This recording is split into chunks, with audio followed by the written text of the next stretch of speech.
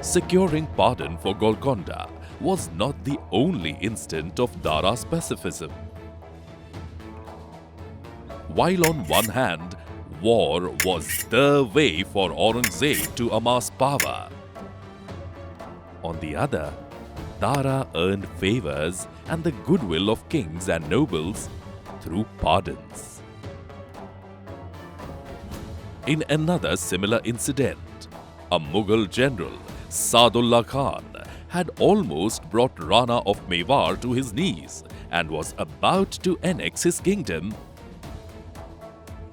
when Dara persuaded the emperor to intervene and settle a compromise. Although Rana was indebted to Dara, Sadullah Khan was deprived of his moment of glory. Another general, Khalilullah Khan, also lost his opportunity to defeat Raja Prithvi Chand of Kashmir when Dara manipulated Shah Jahan to abandon the campaign.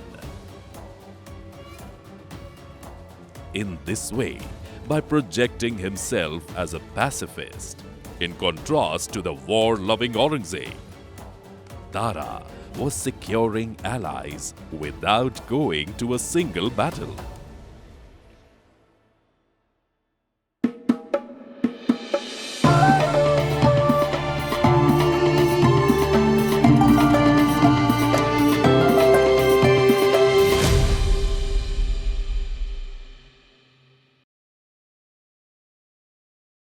Are the Indians of tomorrow aware of the wisdom of the India of yesterday? Glimpses Studio aims to bridge the gap between these two by bringing knowledge of Indian history and literature in animations that appeals to the younger generation. Hidden histories, literature of regional languages, stories of unsung heroes. Now you can suggest to us what we should make our next animations on. Convey your thoughts at glimpsesanimations.com/survey. And if you would like to be part of this endeavor, support us by visiting Fund Our Projects page. Let us reconnect our future with our roots.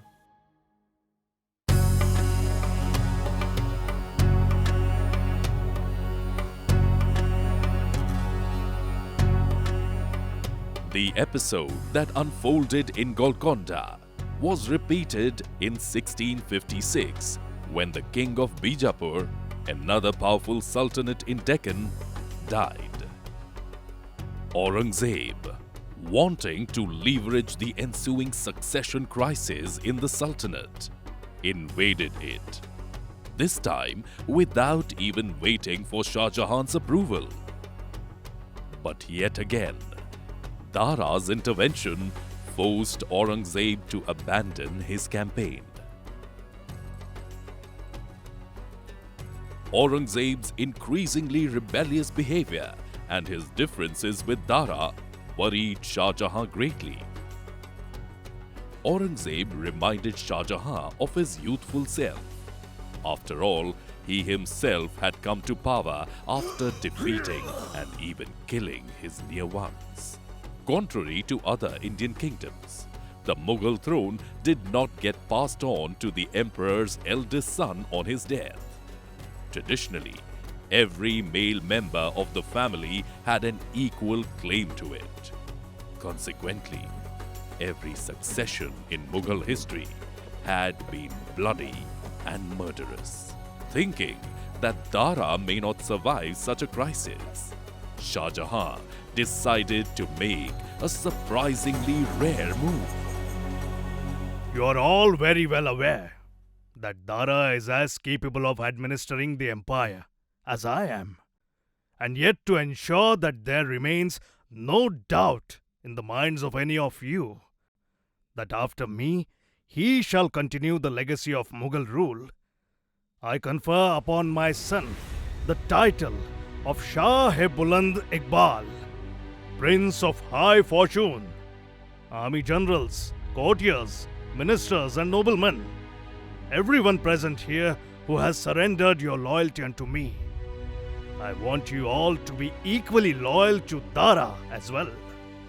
Shah-e-Buland Iqbal Dara Shikoh! Zindabad! Shah-e-Buland Iqbal Dara Shikoh! Zindabad! Shah-e-Buland Iqbal Dara Shikoh! Dara was officially declared the successor to the throne. A special golden throne was placed to the right of the emperors, on which Dara was given place.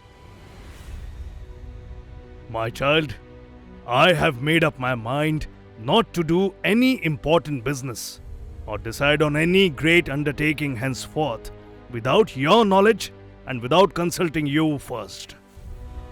I am at a loss of words, Father. I cannot thank you and the Almighty enough for this favor.